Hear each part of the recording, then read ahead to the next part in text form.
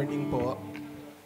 In a few minutes po, mag-start na po tayo. Let us prepare ourselves and focus our hearts and our minds sa Panginoon.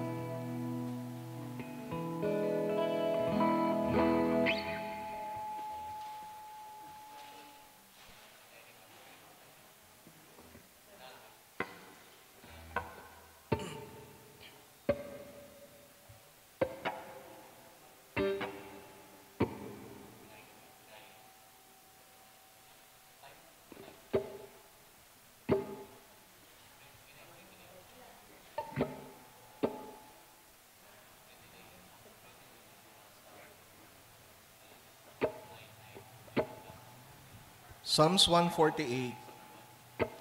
Praise the Lord. Praise the Lord from the heavens. Praise Him in the heights above. Praise Him, all His angels. Praise Him, all these heavenly hosts. Praise Him, sun and moon. Praise Him, all you shining stars. Praise Him, you highest heavens, and you waters above the skies.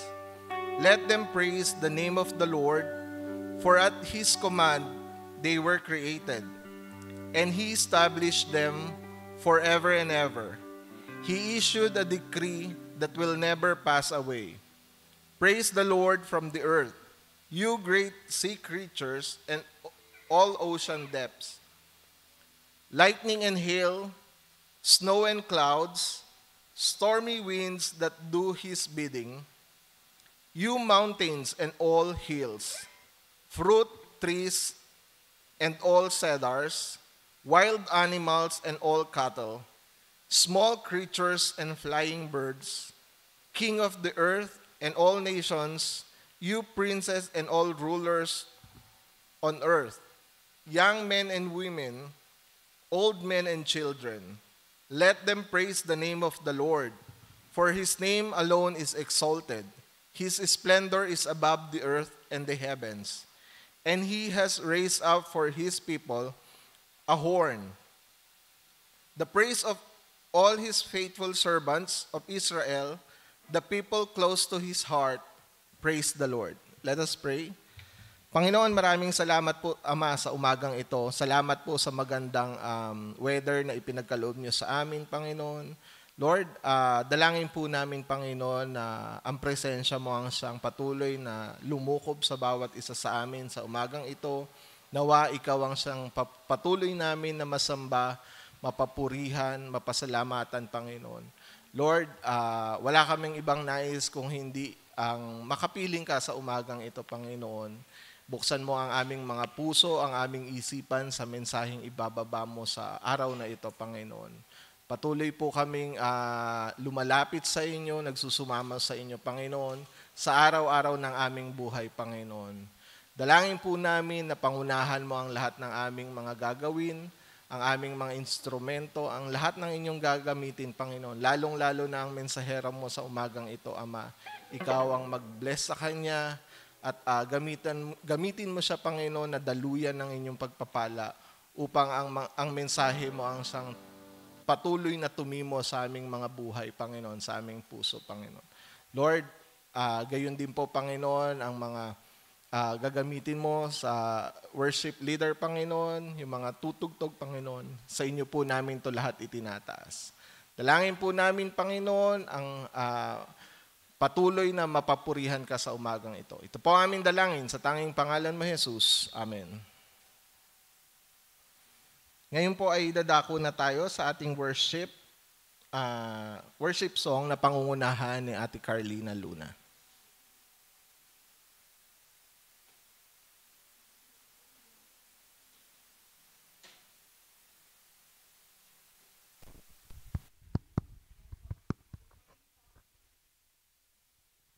Good morning. Good morning po.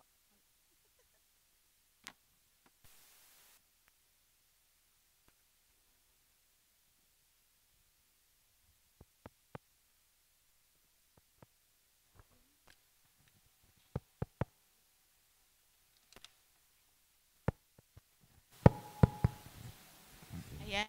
Good morning. Hapon. Ayaw sa akin. Ayan. Good morning po. Hinihiling ko muna tayo po tumayong lahat. Ayan. Yan, para sama-sama po tayong magpupuri, magpapasalamat po sa ating Diyos na makapangyarihan. Kaya mabuti po ba ang Diyos? Ba't parang mahina? Mabuti po ang Diyos. Ayan. Ayan, may lakas na po tayo. Siguro nakapagkape na po tayo, ano? Kaya, ayan, habang medyo nag-aayos pa po sila, magkwentuhan po muna tayo. Hindi, joke lang po. Ayan. Kaya, ayan po, sa buong linggo po na binigay po ng Diyos sa atin na kahit mabagyo, nandun po yung protection ng Panginoon. At patuloy po natin ipanalangin po, nasamahan po natin yung mga nasalantanan ng bagyo, yung mga nawalan ng mahal sa buhay, tapos yung nawalan ng bahay, ng mga ari-arian, nawa. Nandun pa rin po yung pagkalinga ng Panginoon at yung mga taong tutulong po sa kanila. Pagdasal po natin. Ay, nabaksakan daw ng puno doon sa area po namin. Ayan. Saka marami. Basta ang dami po kaganapan ng oras ng bagyo. Kaya kahit na ganun po, pasalamat po tayo dahil nakakatayo po tayo ngayon kung saan po tayo nandoon. At alam po natin na sa pagtayo po natin ito, kung saan tayo na lugar na alam pong may gagawin po ang Diyos sa buhay natin. Ayan po. So, ayan. Nag-uusap-usap pa po sila. Magkwentuhan pa rin po tayo. Ayan. Okay na daw po. Kaya, gamitin po natin yung mga kamay po natin sa pagpupuri po sa Panginoon. Kaya, tas pwede rin po tayong umikot para kamustahin po natin yung mga nandito po sa simbahan dahil nga po sa bagyong naranasan natin buong linggo. At pasasalamat na rin dahil nag-first day po kami sa planning namin kahapon para po sa buong taon, para sa church po natin, sa kilalago ng church po natin. Ayan po. Ayan na po. Mangumusta na po tayo sa bawat isa kasi isang linggo tayo hindi nagkita-kita.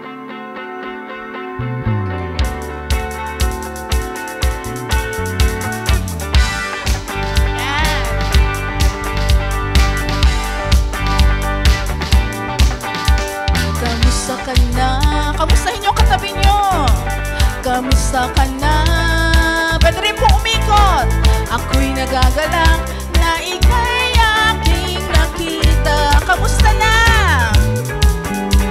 Kamusta ka na, Kuya Ben? Kamusta ka na, Bon? Ako'y nasasabi na ikaw ay makasama.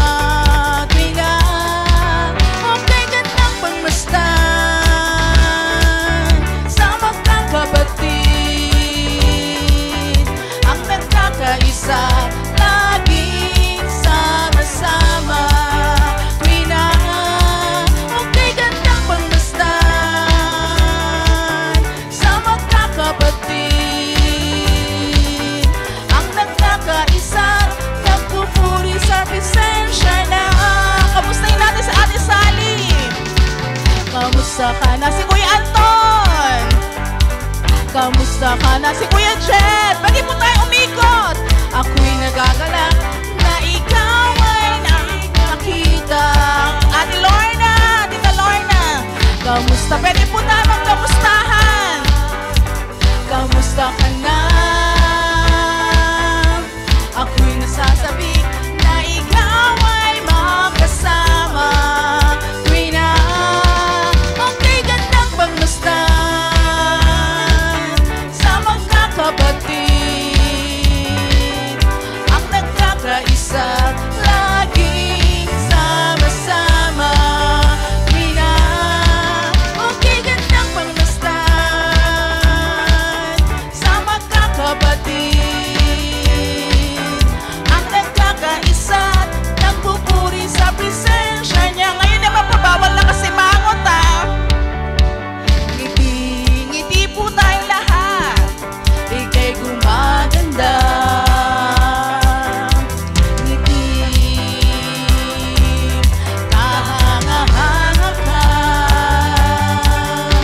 Ngiti na ate, ngiti na kuya, lahat ay ipagpasalamat sa Diyos. Ngiti na ate, ngiti po tayo, ngiti na kuya, lahat ay ipagpasalamat sa Diyos. Minsan pa po ngiti. Ngiti, bawal na kasi mangot. ika'y gumaganda. Ngiti, kahanga-hanga ka. Ngiti na ate, ngiti na kuya, lahat ay ipagpasalamat sa Diyos. Ngiti na ate,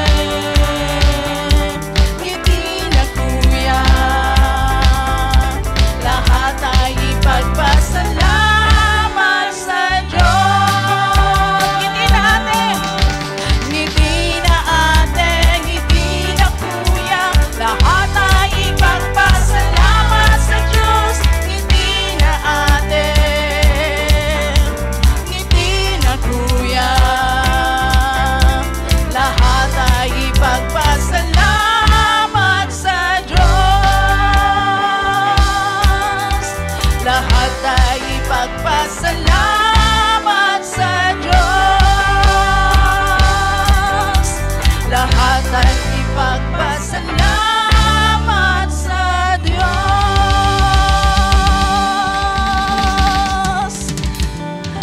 Tunay, Panginoon, na nagpapasalamat po kami sa presensya mo.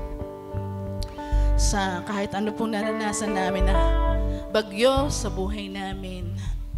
Salamat, Panginoon, na naranasan namin yung pagkup-kup mo, pagyakap mo, pagkalinga mo, Panginoon.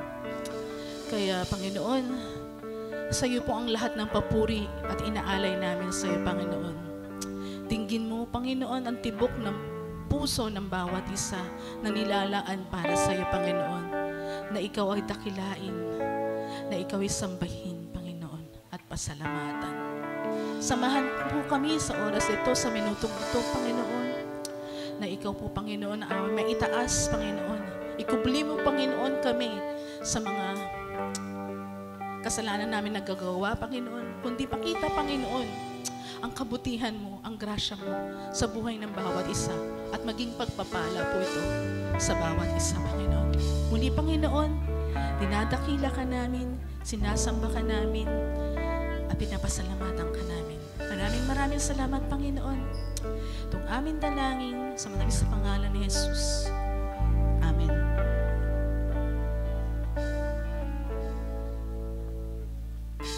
Sa iyong kamay aking ibibigay buong buhay sa iyo, O Diyos. Akayin mo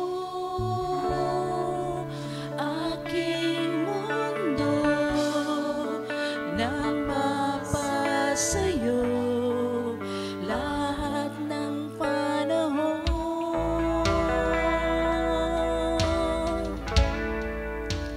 Jesus, sa'yo ang buhay ko, magtitiwala sa iyo, papupurihan ka, aawitan ka buong buhay.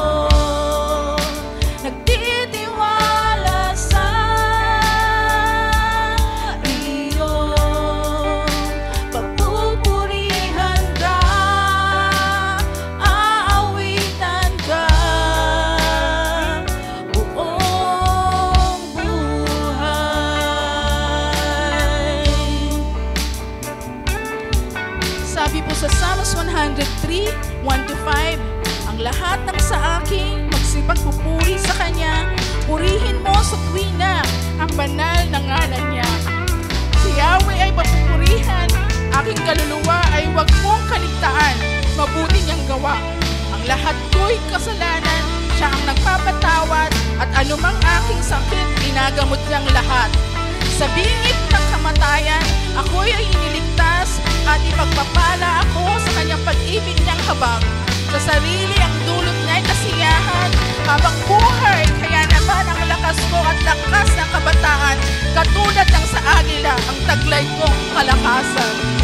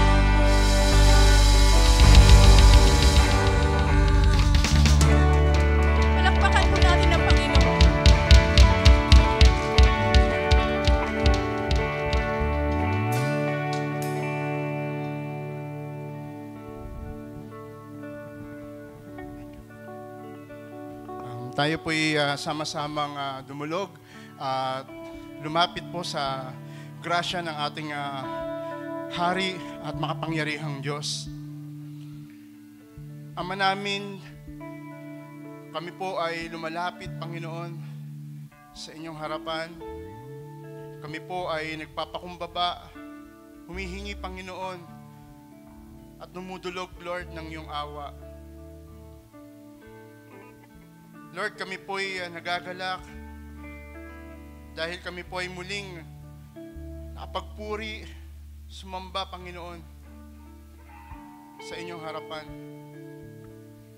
Sama-sama bilang isang iglesia, sama-sama bilang magkakapatid, sama-sama bilang yung tinubos, Panginoon, yung buhay na binago ninyo, yung buhay na nagkaroon ng pag-asa, yung buhay na dating madilim, ngunit ngayon nagkaroon ng liwanag sa pamamagitan, Panginoon, ng iyong mga gawa. Ni isa wala po kaming parte doon, Panginoon. Ito lamang sa pamamagitan ng iyong pagmamahal sa bawat isa sa amin. Kaya po, Panginoon, kami po'y nagagalak, nagpapasalamat sa patuloy na buhay na pinagkakalob niyo po sa bawat isa. Sa bawat hininga na meron po kami, bawat segundo ng aming buhay. Sa bawat bagong paggising sa umaga, alam po namin, Panginoon, na meron po kaming bagong pag-asa. Marami man kaming dinadala, hindi man namin, Panginoon, maisa-isa ito. Alam po namin, O Diyos, nakikita niyo po ito. Hindi man namin masambit ng aming bibig, ngunit ang bawat puso ng bawat isa, Lord, nakikita niyo, Panginoon. Kaya po sa umagang ito, kami po'y dumadalangin sa bawat isa po sa amin, anuman ang mga sitwasyon, anuman ang mga suliranin, meron man kaming mga bagay na hindi namin maunawaan. Ngunit, Lord, maraming salamat po sa pamamagitan, Panginoon, ng iyong salita. Kami po patuloy nananampalataya sa inyo sa bawat segundo, minuto ng aming buhay ay meron po kayong magagawa. Kaya po, Diyos, kami po ay nagsusumamo. Pakinggan niyo po, Panginoon, ang aming mga panalangin. At alam po namin, O Diyos, bukas po, Panginoon, ang iyong pagdinig para sa mga hinagpis, sa mga luha, sa bawat dulog, Panginoon, ng bawat isa sa inyo. Salamat po sa bawat resources, Lord, na pinrovide niyo po sa bawat isa po sa amin, sa aming mga trabaho, sa aming mga negosyo, sa bawat ginagawa, Panginoon, ng bawat isa, upang ma-provide po namin, Lord, yung pangangailangan ng aming mga mahal sa buhay, pangangailangan ng aming pamilya, pangangailangan, Panginoon, maitulong namin sa aming komunidad, pangangailangan, Panginoon, sa iyong gawain. Higit sa lahat, Lord, pangangailangan upang makatulong po kami sa bawat isa po sa amin. Kaya po, Diyos, kami po'y nagpapasalamat sa lahat ng ito, Lord, na pinrovide niyo po sa amin bawat oras, segundo, minuto ng aming buhay. Sa patuloy, Lord, na pag-sustain ninyo ng aming buhay, maraming salamat po. Salamat din po, Panginoon, sa naganap, Lord, na aming church planning. Salamat po sa buhay, Panginoon, ng aming pastor, ng bawat liderato, Panginoon, ng aming iglesia, sa bawat isa, Panginoon, na patuloy na nagagamit, O Diyos, patuloy na tumutulong, Panginoon, upang sa ganun, Lord, makamtan namin yung aming inaasam-asam na patuloy na makapaglingkod po sa inyo ng higit sa aming mga kakaya. At minsan pa, Lord, lumalampas pa rito, Diyos, na minsan kahit hindi namin nakakaya, alam po namin, Panginoon, na nariyan kayo sa aming kalagitnaan. Patuloy nagbibigay lakas, nagbibigay dunong, nagbibigay pag-asa sa bawat oras ng aming paglilingkod sa inyo. Alam po namin, Panginoon, nakikita niyo lahat ito. At nagtitiwala kami, Panginoon, na balang araw, O Diyos, bawat nagawa po namin ay isa, Panginoon, sa mga parte, Lord, kung paano unti-unting makita at madama namin, Panginoon, sa muling pagparito, Panginoon, yung bagong langit, bagong lupa na aming pag-asa, Maraming salamat po, O Diyos, sa bawat provision ninyo sa aming iglesia. Dalangin din po namin, Panginoon, ang patuloy na mga bawat mananampalataya na naglilingkod sa bawat sulok ng mundo, Panginoon. Asan man sila, ito man ay nasa panganib, ginagawa nila, Panginoon, ang bawat magagawa nila upang patuloy na lumawak ang iyong gawain. Hanggang sa makamtan po namin, Panginoon, yung pag-asa na aming naasam-asam. Kaya po, Diyos, langin din po namin ang bawat isa sa amin kakaroon ng panghina, hindi lang po sa katawan, kundi sa espiritual. Dalangin po namin na patuloy na ang iyong biyaya papalakas sa bawat isa po sa amin. Dalangin din po namin ang aming mga kapatid, banig ng karamdaman.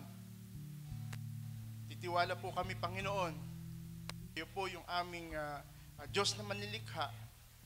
Kayo po ang nakakaalam ng bawat detalye ng aming pagkatao, bawat detalye, Panginoon, aming mga pangangatawan. Kaya, O Diyos, sa inyo po namin pinagkakatiwala ang aming buhay, aming mga karamdaman, aming mga pangangailangan. Ganon din po, O Diyos, dalangin po namin ang aming bansa na kagagaling, Panginoon, sa unos, Panginoon, ng bagyo. Lord, alam po namin, hindi sapat, Panginoon, yung liderato na nakaluklok dito. Ngunit kami po'y nagtitiwala, O Diyos, nagagamitin niyo po ito upang maabot, Panginoon, yung mga tao na nangangailangan ng tulong, mga taong abang-aba, na wala nang inaasahan, Panginoon, kundi kayo lamang.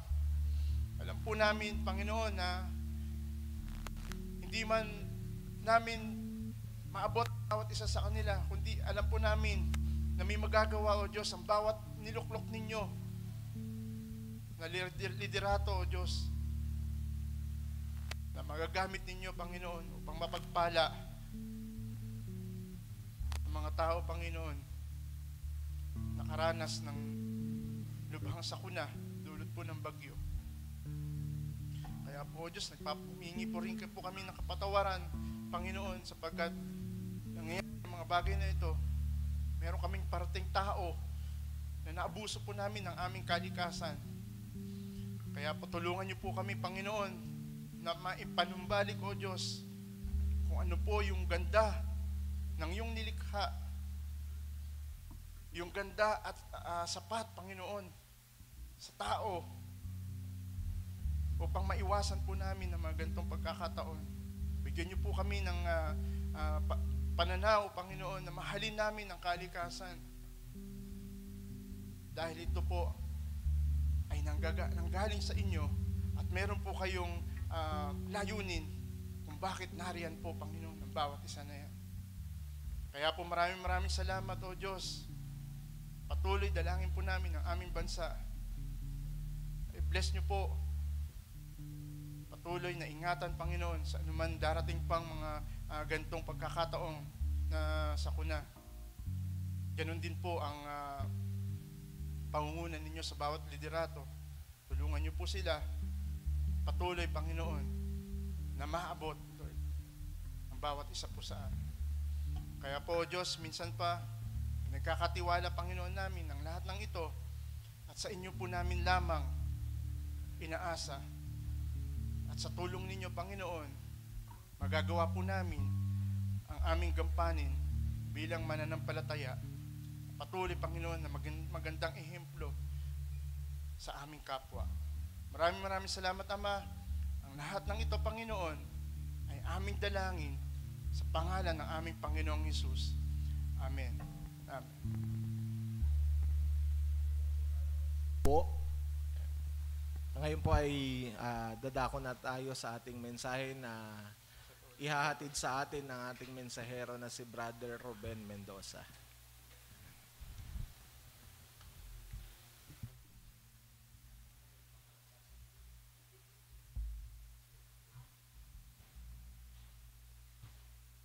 Magandang araw po sa ating lahat. Salamat sa Panginoon, maliwalas na ang panahon. At sana mayroong MMDA doon sa norte para hindi na mag-U-turn si Christine. Okay. What a privilege we have been afforded to be transformed by the King to be Christ-like. Why the transformation? What needs to be transformed? Is God done with us already? Or are we still in the process? These questions we'd like to address today in this last phase for the month's theme. Let's pray. Panginoon Diyos, muli, tanggapin mo ang aming taus-pusong pasasalamat sa iyong kabutihan sa amin.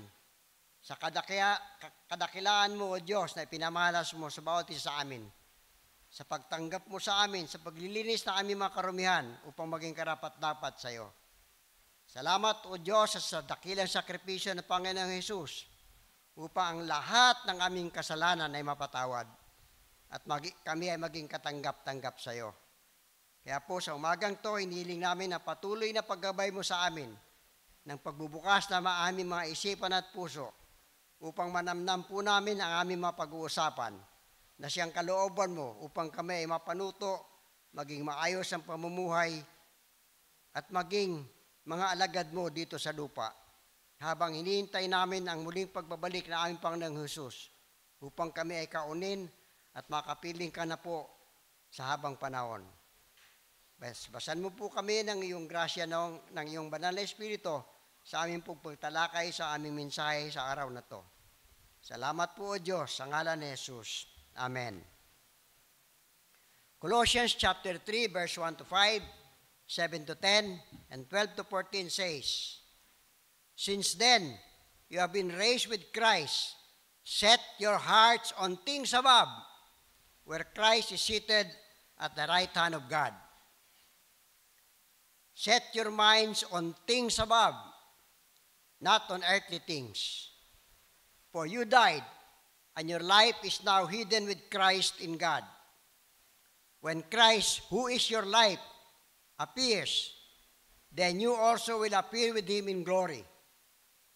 Put to death, therefore, whatever belongs to your earthly nature, sexual immorality, impurity, lust, evil desires, and greed, which is idolatry.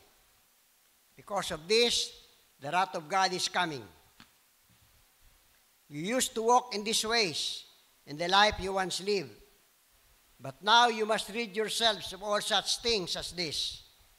Rid yourselves of such things as this: anger, rage, malice, slander, and filthy languages from your lips. Do not lie to each other, since you have taken off your old self with its practices and have put on the new self, which is being renewed in knowledge in the image of its Creator. Therefore, as God's chosen people, holy and dearly loved, clothe yourselves with compassion, kindness, humility, gentleness, and patience. Bear with each other and forgive whatever grievances you may have against one another. Forgive as the Lord forgave you. and over all these virtues, put on love, which binds them together in perfect unity. This is an enumeration of what is expected from us, we who call ourselves Christians and followers of Christ. If we really love God, we will be doing what Paul is telling us in these verses. On the first Sunday of this month, our Pastor Emeritus, Pastor Pong, opened the month's theme with Romans chapter 12, verses 1 to 2. Let's refresh them. Romans 12, 1 to 2. Therefore, I urge you, brothers, in view of God's mercy, to offer your bodies as living sacrifices, holy and pleasing to God. This is your spiritual worship. Do not conform any longer to the patterns of this world, but be transformed by the renewing of your mind. Then you will be able to test and approve what God's will is, His good, pleasing, and perfect will. Let's note the following. Number one, God's mercy. When God, out of His loving kindness, withholds punishment that we rightfully deserve because of our sin, pinipigilan ng Panginoon ang paghusga sa atin dahil sa Kanyang dakilang pag-ibig. Mga bagay na dapat husgahan sa atin. Living sacrifices. In the olden days, when an animal was being sacrificed in accordance to God's law, the priest would kill the animal, cut it in pieces, and place it on the altar. Sacrifice is important, but even in the Old Testament, God made it clear that obedience from the heart was more important. We'll find that in 1 Samuel 15:22, Psalms chapter 40, verse 6, and Amos chapter 5, 21 to 26. Obedience is better than the sacrifice. Sacrifice thus starts from the heart, the acknowledgement of who we are and what we are before a righteous God. Thus Samuel says, obedience is better than sacrifice. This is probably the reason why Abel's sacrifice was acceptable to God and Cain's was not. It was the condition of the heart of Abel that mattered, and not because he offered an animal, while Cain offered produce or grain. It is always a matter of the heart with God, not the kind of sacrifice we offer.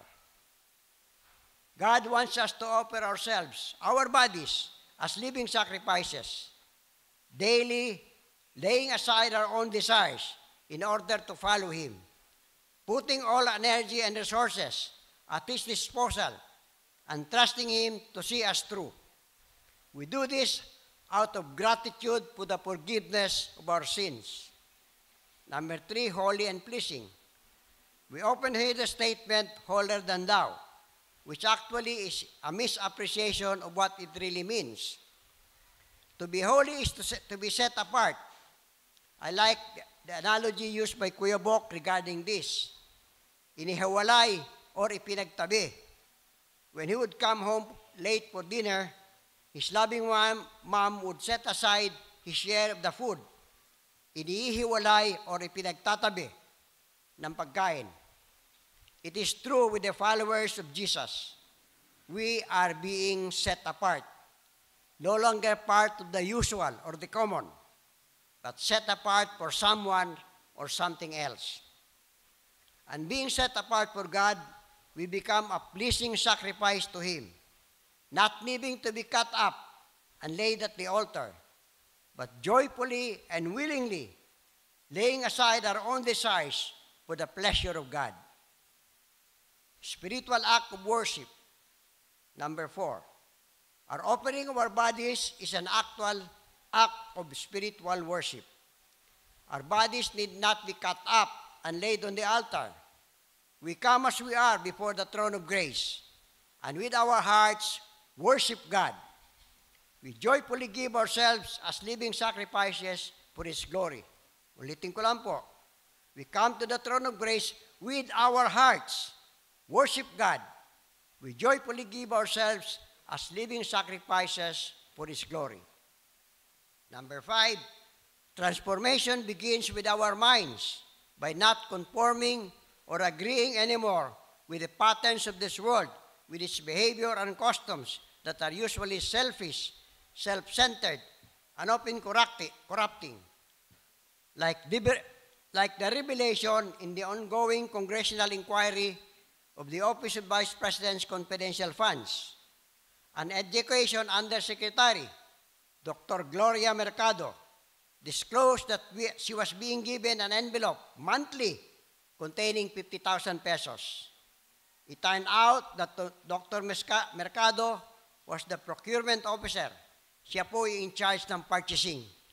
Kaya yung kanyang titulo is Hope, Head of Purchasing Equipments. So, bilang head ng purchasing, siya ang nasa katungkulan kung kanino bibili, kung ano ang bibilhin. As she was uncomfortable with it, she kept the envelopes in a locked drawer and did not make use of the sum given. The customary way would have been for her to have just shrugged her shoulders and reasoned out that others are receiving it too. It was SOP. Kumbaga, ang karaniwang kalakaran, okay lang, lahat naman gumagawa eh. As Christians, we wisely decide that much of the worldly behavior is off limits for us, like in indulging in immoral practices. Our refusal to conform to this world's values, however, must go deeper than the level of customs and behaviors. It must be firmly rooted in our minds, be transformed by the renewing of our minds. It is very possible that we can avoid most worldly customs. Kung malakas ang isip natin, we can probably avoid most of these worldly customs, but still be proud, covetous, selfish, stubborn, and arrogant. When we attribute the ability to desist from indulging in sinful acts to our own capabilities. Pag sinabi natin, ay, kaya kong labanan yan, nanananganan tayo sa sariling kakayahan para iwasan. Then, makikita po natin yung pride. We need to recognize the role of the Holy Spirit in renewing, re-educating, and redirecting our minds that we be truly transformed. Lumingon po tayo sa nakaraan. Flashback. Let's look back to where we were before to better appreciate the transformation process that each of us has to go through to become Christ-like. Romans 3:23 says, "For all have sinned and fall short of the glory of God." We'll immediately notice that there is no exception. All, lahat, ay nagkasala. Not even the disciples or the apostles. This is further compounded by Romans chapter 3, verse 10. As it is written, there is no one righteous, not even one. Walang isa mang makatwiran, kahit isa. Let's look at three models of persons changed by Christ. Una, si Peter. Jesus' first words to Peter were, "Come, follow me." Mark chapter 1, verse 17. And the last words of Jesus to him were, "You must follow me." John chapter 21, verse 22. Even though he often stumbled, Peter never failed to follow. From the accounts in the gospel, we see Peter as impulsive, brash, and often spoke without even thinking. He even denied that he knew Jesus 3 times. Ano kaya nakita ng Panginoon sa kanya? What did Jesus see in Peter to even call him to service? This plain fisherman became a new person with a new goal and new priorities. He did not become a perfect person all at once. He never stopped being Simon Peter. But the Lord saw something in Peter as He saw something in us today. May nakita din ang Panginoon sa atin, sa bawat isa sa atin, that made the Lord greet this potential disciple with a new name, Peter, the rock. Impulsive Peter, however, certainly did not act like a rock much of the time. But when Jesus chose his followers, he wasn't looking for role models. He was looking for real people. Bawat isa sa atin, with all their faults, just like you and me. He chose people who could be changed by his love, and then send them to communicate that his acceptance was available to anyone, even to those who often fail. We know Jesus accepted Peter, and despite his failures, Peter went on to do great things for the Lord. When we were called, Jesus saw something in us too. But then, are we willing to keep on following Jesus even when we fail? Are we willing to keep on following Jesus even when we fail? Paul, he was Saul of Tarsus before his conversion. Apart from Jesus, Paul helped shape the history of Christianity. He wrote half of the New Testament books. Even before he was a believer, Paul was already passionate with his belief. When he was called, he had a fierce intensity that propelled him to zealously persecute Christians, as he believed the Christian movement was a threat to Judaism. Paul was very religious. His training under Gamaliel was the finest available.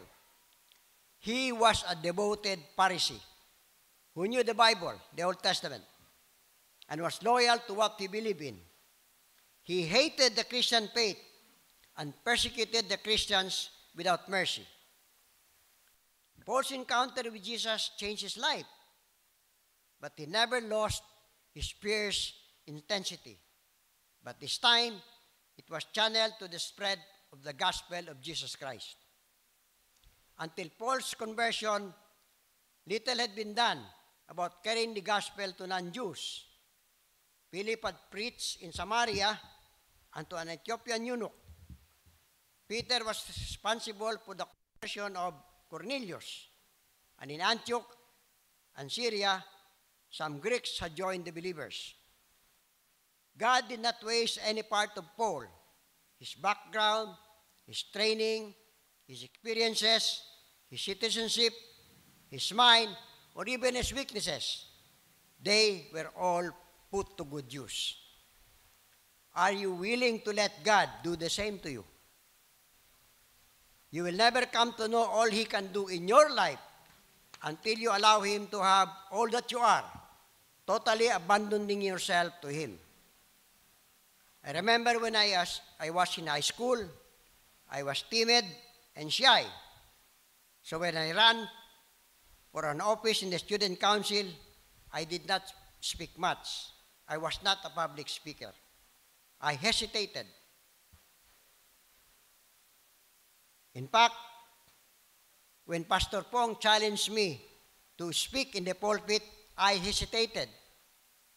Tumanggi pa nga ako. Sabi ko sa kanya, compromise. I will bring the Sunday school to the pulpit, not a sermon. Third example is a friend. My third example of a transformed man is a very close friend. Most likely, ma-idea na kayo. He was an activist during the Marcos regime. While I joined the rallies during martial law to oust the conjugal dictatorship, he was busy conducting teach-in in college campuses. He was then a Marxist, although believing in God, so he was more of an agnostic, bordering into becoming an atheist. He was so engrossed in his lectures among the Colealas in Mindiola and in his own self-righteousness that he didn't mind if the pretty girls were already showing their panties as they squat on the floor, the floor of the packed room, listening to his articulation of economic principles and practices that could put the Philippines in a better condition. He was then in the order of battle, similar to the narco list of Digongyo, a list of ideologies that were targeted to be picked up. Fortunately for him, his father was a policeman and one of his brothers was a soldier in the army. Add to that, one of his neighbors who knew him to be good and nonviolent was an army captain who vouched for him. Apparently, the military took cognizance of that, so they were not in a hurry to invite him. What do the three examples have in common? They all have been transformed after an encounter with the Lord Jesus. My friend had a dramatic conversion, just like Saul. He was crossing EDSA in Cubao when he asked Jesus to be his Lord and Savior.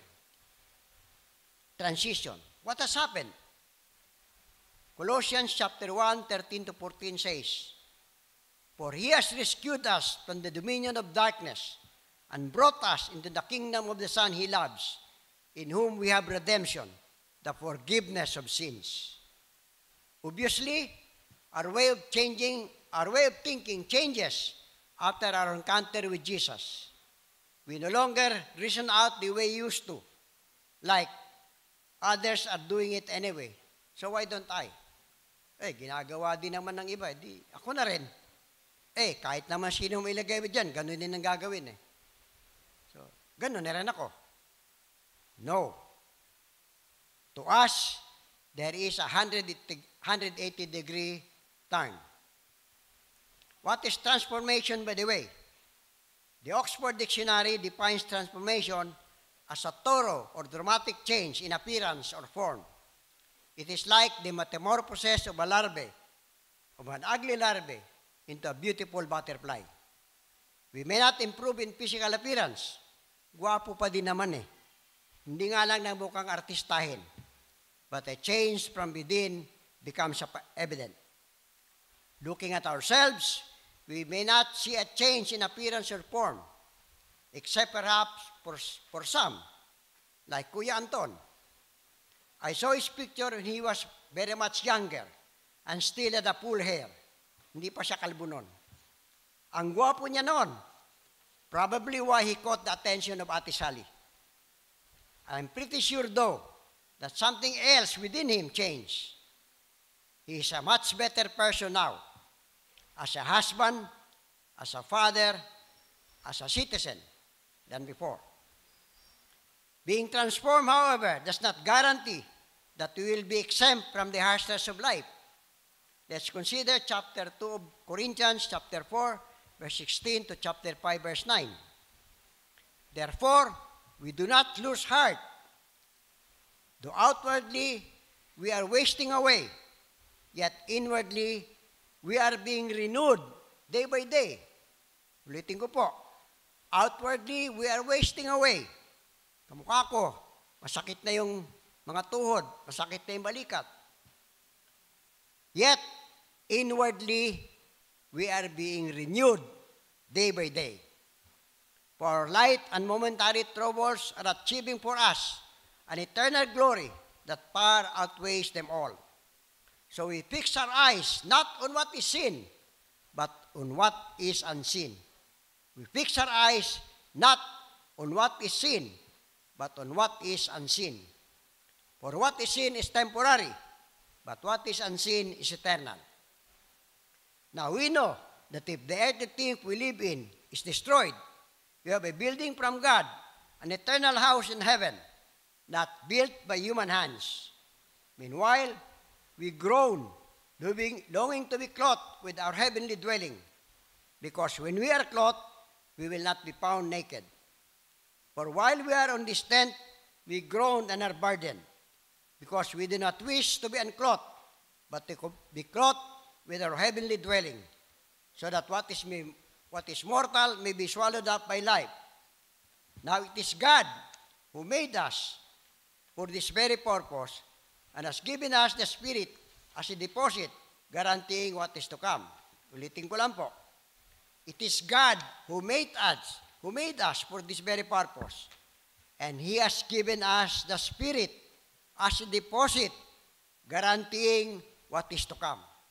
Garantisado. Therefore, we are always confident and know that as long as we are at home in the body, we are away from the Lord. We live by faith, not by sight. We are confident, I say, and we prepare to be away from the body and at home with the Lord. So we make it our goal to please Him, whether we are at home in the body or away from it. We make it our goal to please Him. Yung po ba yung kagustuhan ng puso natin? To be pleasing to God. Paul recognizes that we still would suffer hardships, but his sight is trained to eternity and not on the present. Nakatuon ang panangin ni Pablo sa eternity, hindi sa kasalukuyan. Paul had faced sufferings, trials, and distress as he preached the good news. But he knows that one day, they would be over and would obtain God's rest and glorious rewards. Ang tinitingnan ni Pablo, hindi yung dinadaanan niyang sakit, kundi nakatuon siya sa parating. At alam niya sa puso niya, nakakamtan niya ang pahinga at ang lahat ng ibibigay na gantimpala ng Panginoon. Thus, Paul reminds us that though we may think that we are at the end of our rope, baka isipin natin, we are at the end of our rope. But we are never at the end of our hope. Maaring nasa dulo tayo ng lubid natin, pero wala tayo sa dulo ng pag-asa. Because Christ has won the victory over death, we have eternal life. Paulit-ulit pong sinasabi ng Biblia yan. In Christ, we have eternal life. All our risks, humiliations, and trials are opportunities for Christ to demonstrate His power and presence in and through us. Lahat po yan are opportunities for Christ to demonstrate His power and presence in and through us. We need to constantly remind ourselves that God's power is dwelling in us through the Holy Spirit. Knowing that the power is His should keep us from pride and keep us to be in daily contact with God, who is our power source. Ang Diyos ang pinagmumulan ng kakayahan natin, hindi tayo. And we have the scriptures assuring us of our final condition. Romans chapter 8 verse 1 says, There is therefore now no condemnation to those who are in Christ Jesus. So meron pong pasubali, those who are in Christ Jesus, hindi na condemn. So tayo po, we are no longer condemned. Tayo na nasa Panginoong Hesus are no longer condemned. Kung ito ang kalalagayan na gusto nyo para sa inyong mga mahal sa buhay, sa inyong mga kamag-anak, tiyakin nyo lamang na sila ay naka Jesus. Living the transformed life. Patapos na po. As we put on our grace clothes, we are told, and God raised us up with Christ and seated us with Him in the heavenly realms in Christ Jesus. Ephesians chapter 2 verse 6. We thus begin to exercise spiritual living with our eyes fixed on Jesus. Exercise spiritual living with our eyes fixed on Jesus. Hebrews chapter 12 verse 2. And our minds set on God. Isaiah 26 verse 3. We can serve God better when our lives are in order, and we cannot do that by ourselves. We need God. Hebrews chapter 10 verse 14 says, For by a single offering, He has perfected for all times those who are being sanctified. Nasa proseso pa tayo ng being sanctified, ng sanctification. But we are already perfected. As far as God is concerned, we are already perfect. Sa paningin ng Diyos, tapos na. Nakita na niya ang umpisa, kalagitnaan, at ang katapusan. Ang tingin niya sa atin, perfect na tayo. Although we're still undergoing that process. Pero nakita na niya ang huli. We are perfect in the sight of God. Jesus wants to bless us with a joyful life, spiritually, physically, and emotionally. a life abundant. John chapter 10, verse 10. I have come that they may have life and have it to the full. Yun ang gusto ng Diyos sa atin, that we may have life and have it to the full, an abundant life. We also need to remember that we as believers are the apple of God's eyes. Psalm 17, verse 8. We are the apple of God's eyes. Paborito tayo ng Diyos. Paboritong anak ng Diyos. God made each of us with gifts and talents. Bawat isa sa atin, meron po. Maaring hindi lamang po natin napapansin, pero meron tayong natatanging kakayahan. Kailangan lang pong alamin natin to at pagyamanin. He wants us to find ways to use these gifts and talents to glorify Him, as well as fulfill a need and be relevant in this life. Magkaroon naman po tayo ng significance dito sa mundong to. Let us therefore aim for excellence and not be content with mediocrity. Let us aim for excellence and be not content with mediocrity. Hindi pwede yung pwede na. Saul, for instance, thought his purpose in life was to stop Christianity until he had an encounter with Jesus.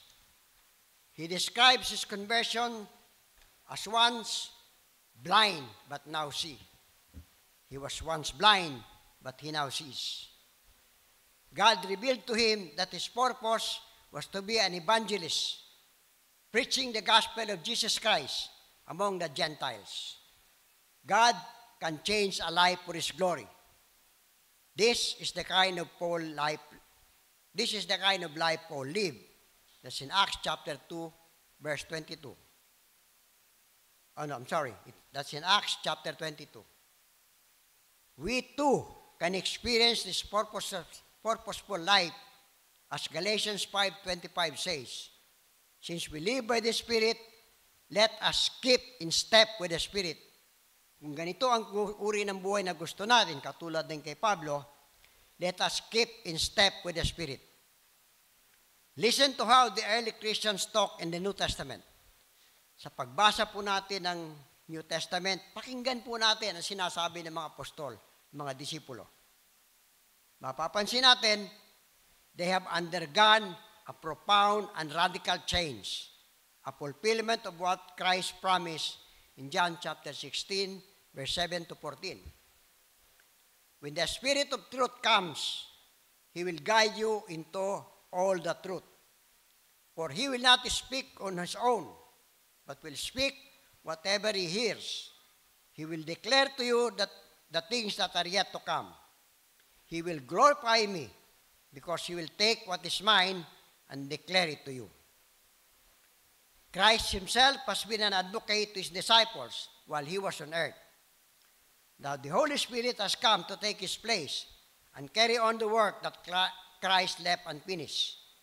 The Holy Spirit now indwells the worldwide community of Jesus' disciples and in the individual body of which believer. Tayo yun. Christ has indwelled us with His Spirit. And the task is twofold. Number one, to vindicate Jesus worldwide, to demonstrate His claim of deity to be true, to bring home to people the significance of His death, resurrection, ascension, and to offer salvation to warn of the inevitable day of judgment.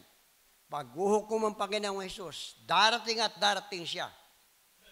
Paano po yung mga hindi pa nakakakilala sa Panginoong Jesus? Alalahanin po natin sila. To lead believers into deeper, to ever-deepening understanding of who Jesus is, His wealth of knowledge, glory, and power. Our new spiritual life, generated by the Holy Spirit, set up our new relationship with God. We should become aware that we have now become children of God. Ulitin ko po, we should become aware that we have now become children of God. Anak tayo ng Diyos, possessing the life and spirit of God. As such, it should be natural for us to speak to God as a child does to his father, conscious that it is father's child, it is his father's child.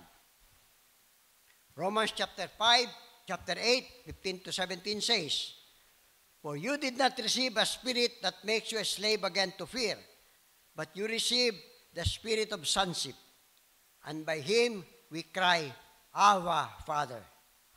The Spirit himself testifies with our spirit that we are God's children. Now, if we are children, then we are heirs, tagapagmana, heirs of God and co-heir with Christ, tagapagmana ng Diyos. If we indeed share in His sufferings, in order that we also may share in His glory. As such, we no longer behave as before, but be like Christ, fulfilling what the Lord said in Matthew chapter 5, 43 to 48. We should no longer behave as before. Kalimutan na natin yung nakaraan nating uri ng pamumuhay. Kalimutan na natin yung lumang tayo. Mapagbura, mapag-isip ng masama, mapanghamak. Kalimutan na natin yon. Hindi na tayo yon. We are now children of God. You have heard that it was said, "Love your neighbor and hate your enemy." But I tell you, love your enemies and pray for those who persecute you, that you may be sons of your Father in heaven. He causes the sun to rise on the evil and the good, and sends rain on the righteous and the unrighteous. If you love those who love you, what reward will you get? Are not even the tax collectors doing that? And if you greet only your brothers, what are you doing more than others? Kung ang binabati mo lang yung kapatiran, paano kang naiba? Do not even the pagans do that? Be perfect, therefore, as your heavenly Father is perfect. But how does anyone find either the desire or to behave like this? How does anyone find either the desire or the power to behave like this? Paano nga ba? Through the Holy Spirit dwelling within, supplying the desire and the urge to behave like God, our Father, and not give way to the hatred that we have and would have given vent to. This is how it goes. Galatians 5:16 to 23. So I say, live by the Spirit, and you will not gratify the desires of the sinful nature. For the sinful nature desires what is contrary to the Spirit, and the Spirit what is contrary to the sinful nature. They are in conflict with each other, so that you do not do what you want. But if you are led by the Spirit, you are not under law. The acts of the sinful nature are obvious: sexual immorality, impurity, and debauchery, idolatry and witchcraft, hatred, discord, jealousy, pitch of rage, selfish ambition, dissensions, factions and envy, drunkenness, orgies, and the like. I warn you, as I did before, that those who live like this will not inherit the kingdom of God. But the fruit of the Spirit is love, joy, peace, patience, kindness, goodness, faithfulness, gentleness, and self-control. Against such things, there is no law. Baka sabihin po natin, it is easier said than done. But, have we really tried? Sinubukan na po ba nating makinig sa dikta ng Espiritu and obey the urging of the Holy Spirit? Praise the Lord. Hindi ko po mapigil, but let me share my experience. Kahinaan ko po ang flesh. Mahilig ako sa magagandang babae. Hindi po yan kailaki, Kuya Bok. Lately, meron po nakipagkaibigan sa akin. Tinignan ko, maganda. To. Patuloy kami nagko-communicate hanggang si tinanong ko siya, Ano, tayo na ba? Tapos sagot niya, oo, sa'yo na ako. Tapos nakikipagkita sa akin. It was an opportunity for me to be what I am. But then, sa pananalangin, kinetok ako ng Diyos. Oy, hindi na ikaw yan. Napakahirap pigilan. Yun lang ang kahinaan ko eh. Hindi naman ako nagsusugal, hindi ako naninigarilyo, hindi naman ako nambababae. But then, sabi ng Diyos, hindi na ikaw yan. Tama na.